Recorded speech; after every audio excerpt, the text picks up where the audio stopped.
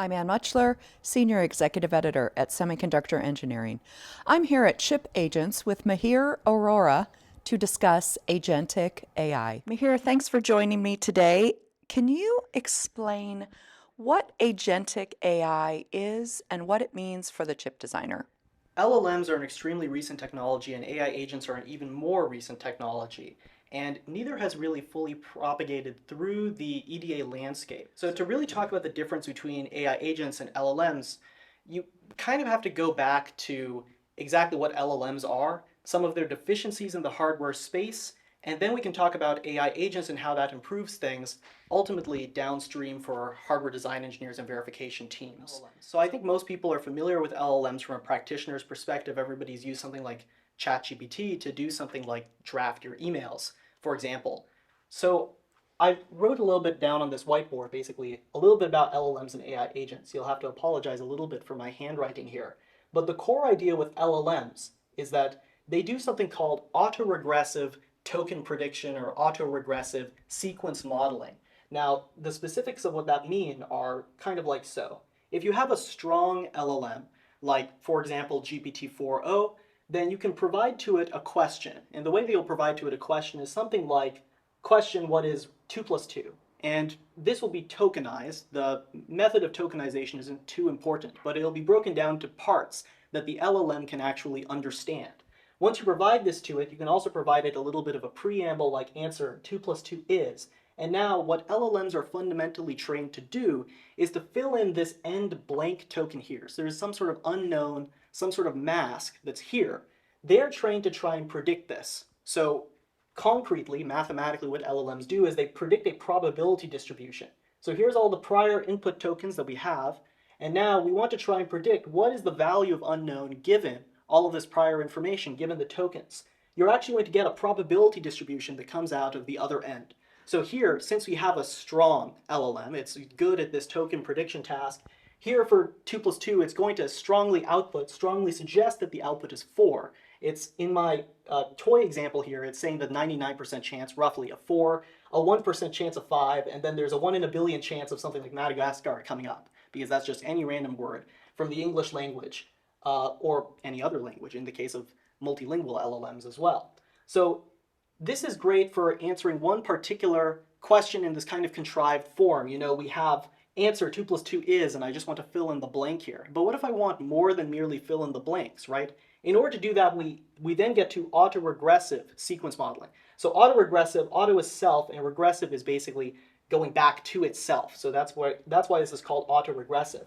The idea is that if I want my LLM to actually fill out like an entire function for me, output a page of text, a whole essay, a whole code base potentially, I actually want it to go through the same process that we did here of modeling the potential output distribution of one token and do it many, many times. So here I've prompted my model with a couple of input tokens for function add open parentheses, right? And now I have the same problem as before. I have to predict this missing token here, which I've called mask. Right? And so now there's a couple of possibilities for the outputs. For example, we could have the token num1 come out the other end. We could have a token like a come out the other end. And there's a probability assigned to each of these outputs. Now, the magic actually comes from the sampling. Based off of this probability distribution, we now can sample a potential output token. So for example, you could sample num1. You could also sample a. In this case, let's say we sample a. Now you can take this token a, push it back into this input, and now continue the process again. So now in step 2, we have function add open parentheses a, and now the problem repeats itself. And so now we can just pump this straight back in, auto-regressively model, right? I was also going to ask you about self-reflection. How is that involved with this? That's a great question. So, you know, in order to talk about exactly self-reflection, we have to talk a little bit about what happens once you go through n repetitions of this process. So once we've gone through n repetitions, we actually get to, you know, function add a comma b, return a plus b, okay? And then it predicts to end the actual autoregressive process with a stop token. What you'll notice in this process is that when I make a decision, and my decision is actually the sampling process, I choose to include a as my output. Now I have to live with that decision.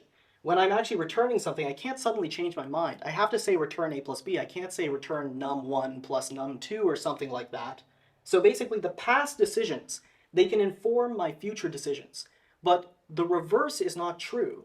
What if I made a mistake in my sampling process, right? What if instead of, A in this case, maybe I just did a closed parentheses or something? Well, now I'm stuck. I'm going to fundamentally output something incorrect. So the information can't flow the other direction. How do you go from future decisions and impact past decisions? And the direct consequence of this is that if I have incorrect past decisions, I guarantee incorrect future decisions. I guarantee an overall incorrect output.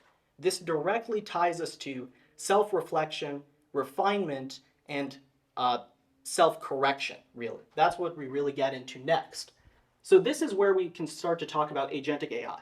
So the first thing you have to understand about agents is that agents, they sit on top of LLMs. They're a technology derived from LLMs.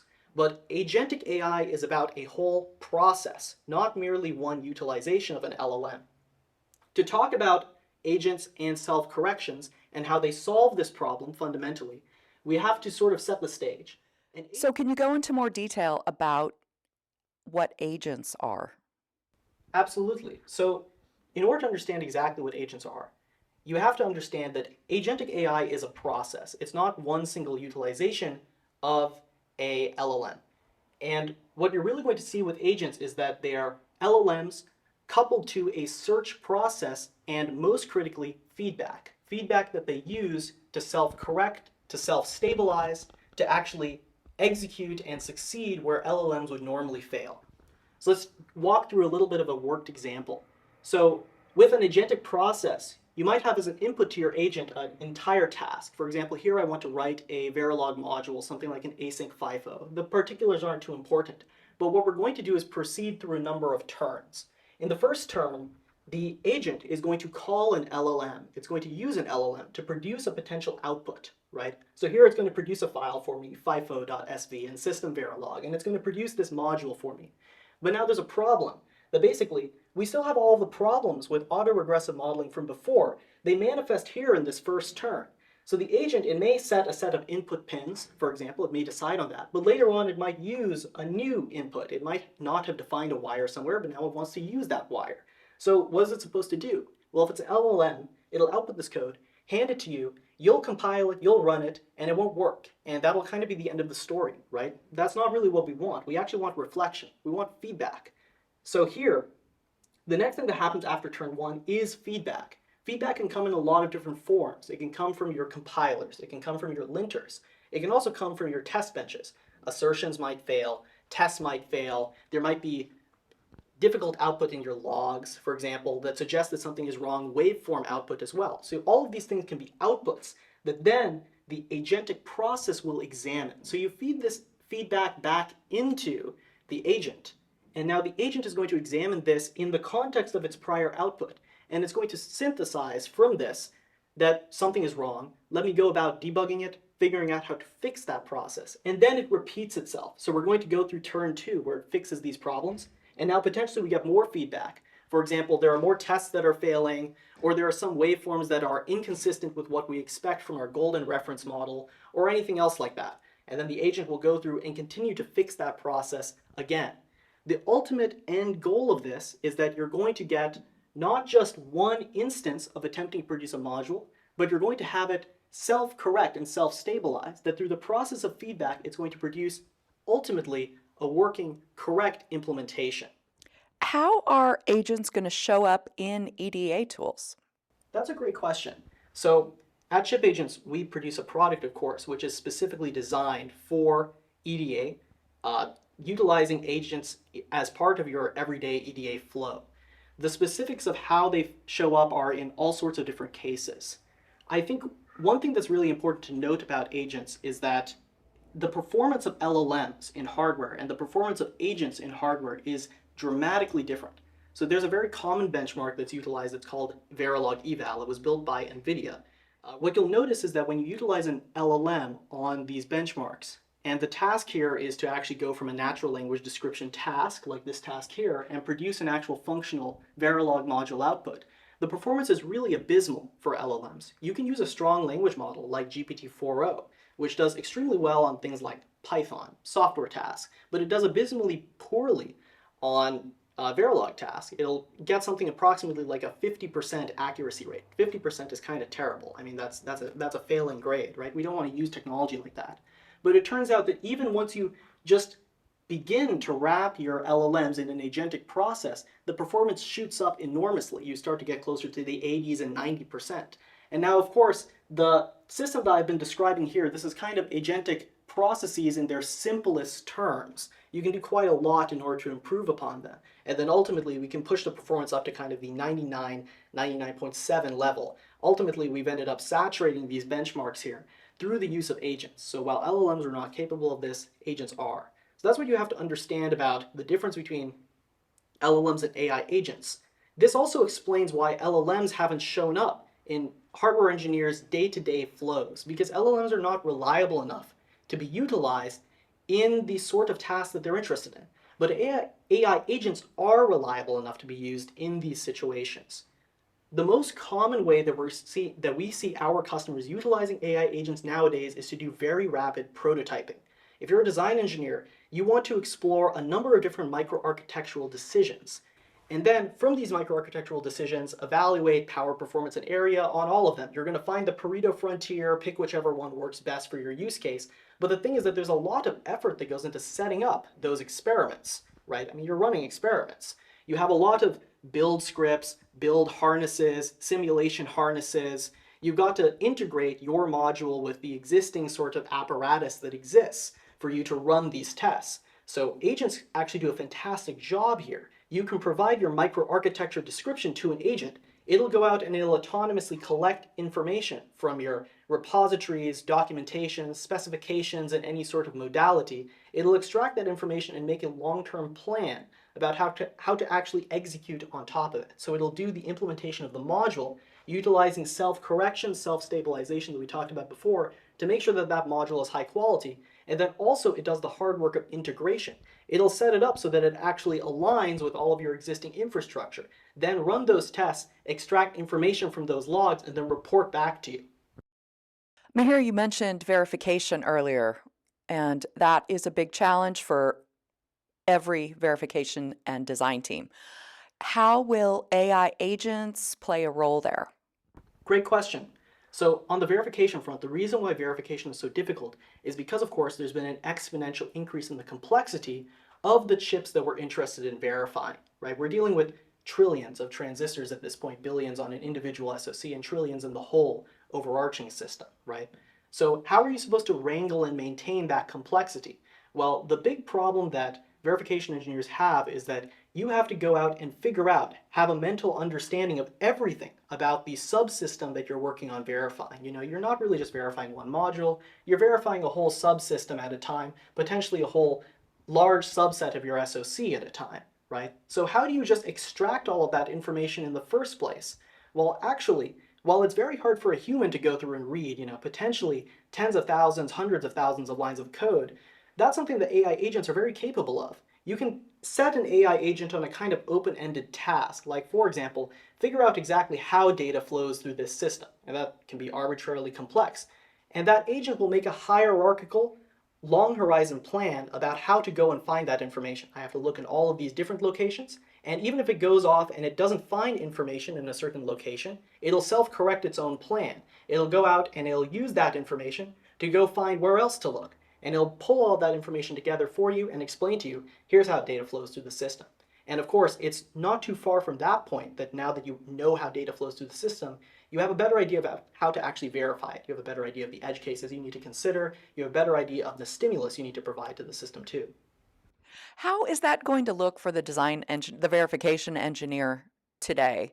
What will they see in their day-to-day? That's a great question. You know, I think more broadly, this is really, really impactful for teams. You know, the thing about AI agents is that they work great in the hands of one person who has too many tasks on their plate, right? You have one main task, and your main task might be something like, if you're on the design side, putting together some sort of microarchitecture. If you're on the verification side, it's putting together a verification plan. It's trying to figure out how to intelligently navigate your system into all of these interesting conditions, constraints, and edge cases, right? But now you have so many additional tasks. I have to set up my whole test bench. I have to set up the whole harness. I have to take my test plan and write it in terms of, for example, UVM. I have to write a lot of UVM sequences. With AI agents, you can dispatch all of these tasks asynchronously in the background. You can have AI agents work on all of these tasks. So for a verification engineer, the flow that we are often seeing today is that they will take the verification plan that they have and an existing test bench, perhaps from a generation ago, the last generation processor. They will take those pieces of information together provided through the agent and ask it to extend the test bench with, for example, the new sequences or the new features that need to be verified specified in the verification plan.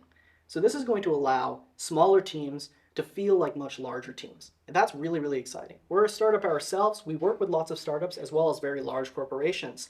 And smaller teams are really going to feel a huge force multiplier from the use of AI agents. Suddenly, a couple of senior engineers are going to feel like they're a team of senior engineers with a bunch of junior engineers to help them out.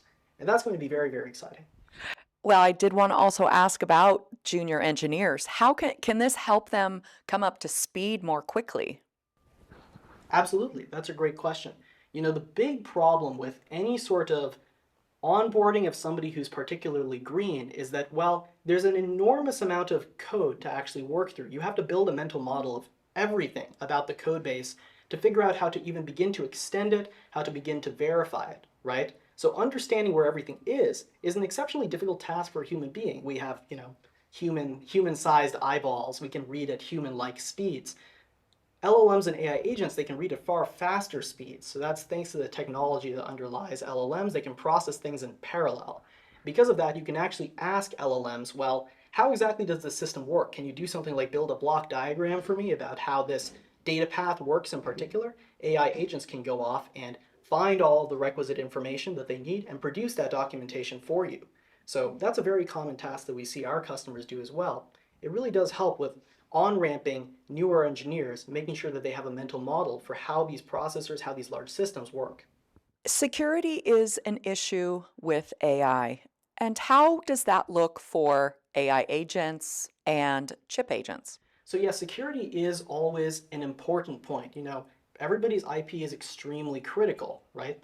So how do you actually maintain that IP security while still leveraging the huge productivity improvements of AI agents? So now this depends definitely enterprise to enterprise, customer to customer, because ultimately, if you really want to use AI agents, you have to use a lot of compute. The best AI agents work with the best, largest base models that are subsequently fine-tuned on a large amount of agentic training data, and those require really, really beefy servers. So definitely there will be some institutions, some organizations who have that spare computing power laying around that they can use for agentic AI, but there will also be enterprises that need to go to the cloud in order to rent server time on very, very large GPU servers, for example.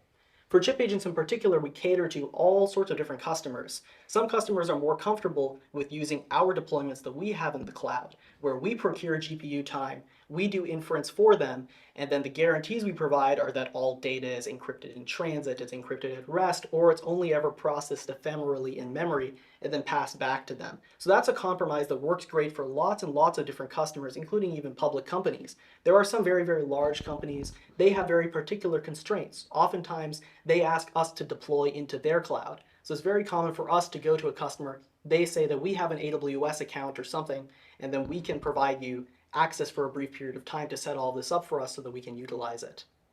Mahir, thank you for all of these explanations. Thank you very much for the time.